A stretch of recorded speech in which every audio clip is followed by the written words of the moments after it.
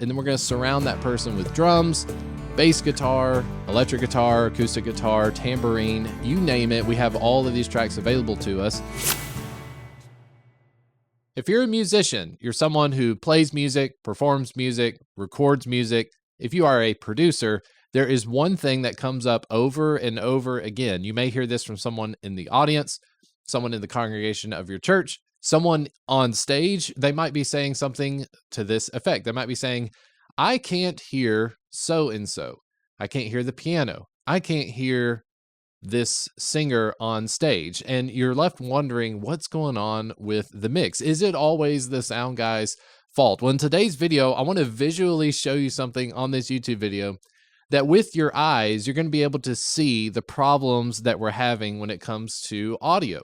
And it's not just an audio thing. I'll tell you, it's not primarily the sound engineer's fault, but it's also how you put yourself together as a team. If you're working in an ensemble, if you're working together in a band, you have to cooperate because everything we do is about a give and take. Hey everyone, before we go any further, my name is Chris Green. My wife's name is Lana Green. And anywhere you listen to music, Spotify, iTunes, Amazon, look for Lana Green. And below this video in the description, there's gonna be links to several of her original songs that we've recorded in this room. So the best thing you can do to support the channel is go listen to the music. We are independent artists. And of course, if you want to watch more videos like this about music production tips and advice, you can always hit the subscribe button for more on this YouTube channel. Now let's get back to the video. Prime example, and this is a more recent example, we have a lot of praise team singers at our church. So in a given rehearsal, there might be 8 people on stage that all have their own wireless microphone. So visually on the screen, you're seeing 8 me's on the screen. And my question to you is, what is disorienting about what you're seeing right now? And I would submit to you that what is weird about what you're seeing right now is you don't necessarily know which person to be looking at, because right now you're seeing 8 of me on the screen and we're all doing the exact same thing. And effectively, this is what makes it difficult when you have 8 people on a stage and they're all singing in what we would say is unison. So in unison, we are all singing the same notes, and unison can be a good thing, but what's going to make it difficult is what makes the second me stand out different from the 6th me, or the 6th me from the 7th me. It's very disorienting. So what you're tempted to do is, if you are the singer number 7 says, I can't hear myself, I need to be louder in the monitors. So maybe a stage wedge or whatever. So naturally what we do, we go to the 7th singer's volume, or the fader, and we start turning up singer number 7. So now on the screen, singer number 7 is prominently in your face. But what happens to everyone else?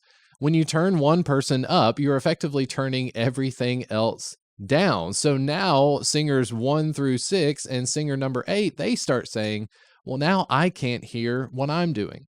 It's very difficult when you have everyone in unison, and this can apply also with drums, guitars as well. If you have 2 or 3 electric guitar players and they're all playing the same thing, they're all in unison, this is what's called redundancy, okay? So it is redundant that you would have 8 people doing the exact same thing for an entire song. So let's scrap this idea, okay? So usually if you have 8 people, one of the more common ways that we would split singers, for instance, is into harmony, okay? So we would go to 4-part harmony, for instance, where that would be basses and tenors, altos and sopranos. So now on the screen, our 8 singers have all decided, hey, we're not going to sing unison anymore. Now we're going to split into harmony. So we have basses in blue, we have tenors in yellow, we have altos in red, and sopranos are in green or purple, maybe. So now on the screen visually, things look a little bit better because now we're seeing some sort of art being formed before us. But I'm still asking the question, where is your attention going? Are you sometimes going to the basses? Sometimes you're going to the tenors, altos, sopranos.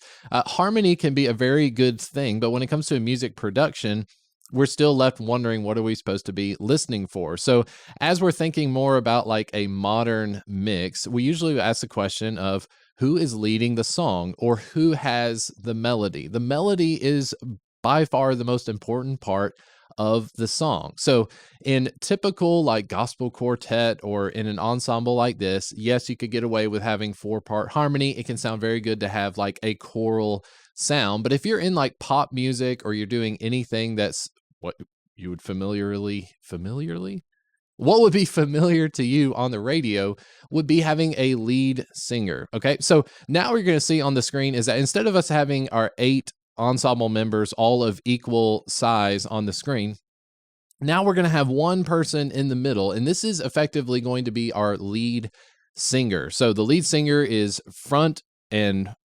expanded. You can see me in the middle of the screen, and then around me, we're going to surround that lead singer with an ensemble. Now, this person doesn't have to be the same person every single time you do a song, but this would be your front man. This would be if we're singing a song that's typically led by a male. Okay, I'm going to ask the male to sing lead, and then I'm going to surround that male with an ensemble. So you're going to hear harmony around. And then we haven't mentioned instruments at this point, but obviously, in modern music, the lead singer is going to be first and foremost, and then we're going to surround that person with drums, bass guitar, electric guitar, acoustic guitar, tambourine, you name it. We have all of these tracks available to us. But again, where is your attention? Your attention should be on what is most prominent, which would be the lead singer. Now, if you're doing instrumental music, like I said before, it's all about the melody. So instead of this being the lead singer in the middle, you could say this is the guitar 1. Maybe this is the person doing the solo at the moment. If you go through a solo section, it's very important that if somebody's on the banjo and they're doing a banjo solo, well, now I need the banjo to go to the middle. And this is more of a production. This is more up to your sound engineer, that as you're moving through a song, who is getting the most prominent spot. And this can be a tough pill to swallow because think about this. If I am a lowly tambourine player and I'm just shaking the tambourine with everything I've got, will I be able to hear myself? I think you will. As a tambourine, we're taking up a very small section of the frequency spectrum. Most people can distinguish a tambourine. But again, back to redundancy, if you have 2 tambourine players on stage, well, now they might be squabbling about, I can't hear myself because tambourine player 2 is louder than tambourine player 1. So point of this visualization is if you're going to create an interesting song, okay, the interest of the song should be that everything is working together in a collaboration. There is a give and take, all right?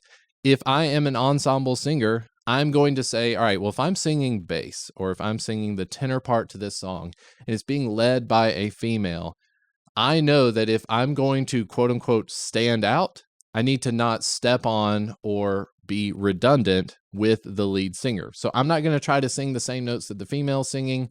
I'm going to introduce a tenor part that might be slightly prominent, but it's not taking away from the main portion of the song. Back to instruments.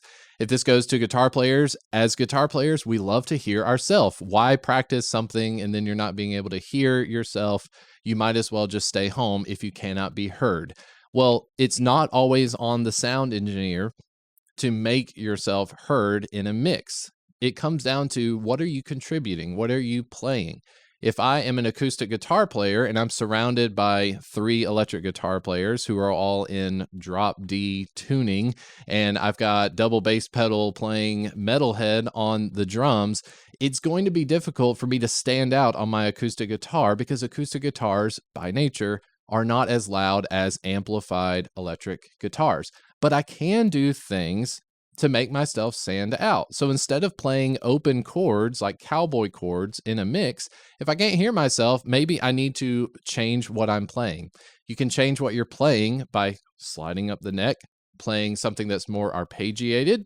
You could play single note line melody, more melodic playing, instead of just strumming through the chords. Because if you have 4 people on stage and they're all strumming an open E chord, you will struggle to hear yourself because, again, we're talking about redundancy. Okay, so back in this praise team situation, why are people not hearing themselves? Not hearing themselves primarily because if everyone's singing the exact same thing, you will not be able to stand out amongst your peers. Okay, so number one, I would say if you can't hear yourself and it's not related to some sort of technical difficulty, you might want to consider learning a new part. You might want to consider, instead of singing the soprano part of the melody, if you have another soprano with you, maybe you want to drop to some sort of harmony, okay?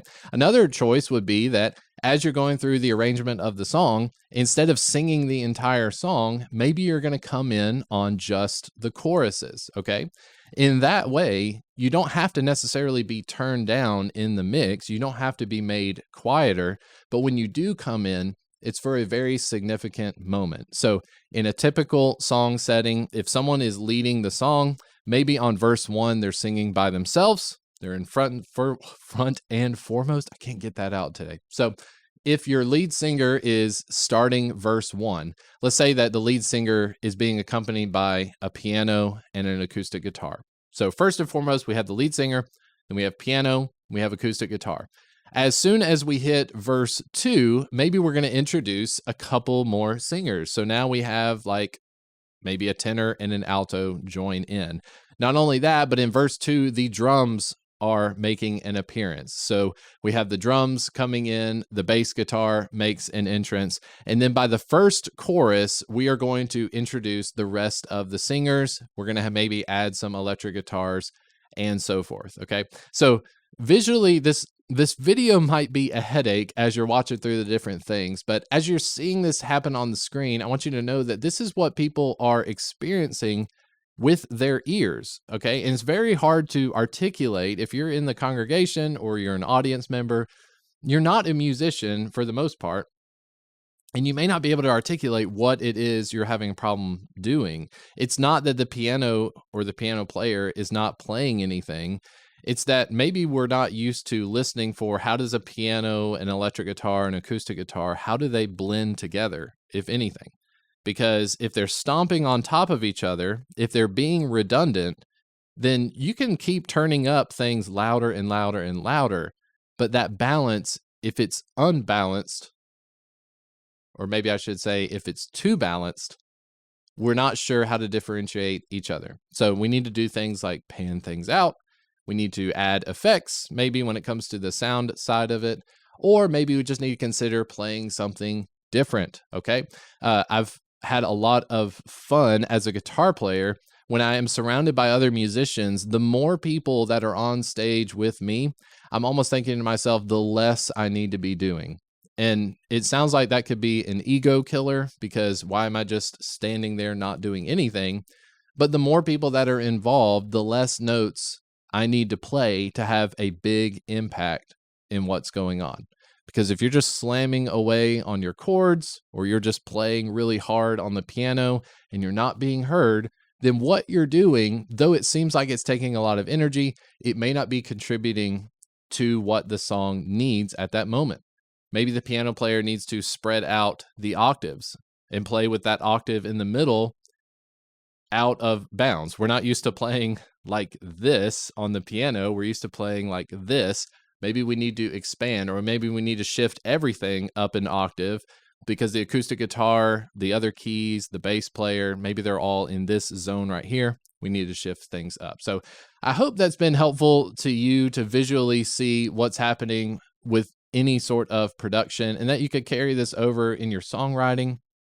If you're writing a song and you're strumming through a bunch of chords, keep in mind that to keep everything focused on the melodic content, we don't just need to keep adding more and more tracks, but they need to be impactful when they're being added. Okay. My name is Chris Green. If you're interested in more music production tips and advice, best thing you can do is hit the like and subscribe button. And like I said, head on over to iTunes or wherever you listen to music and look for Lana Green, who is my wife. We have some original music that is being released on a weekly basis. I hope you'll check that out. And thanks so much for watching. All right, bye.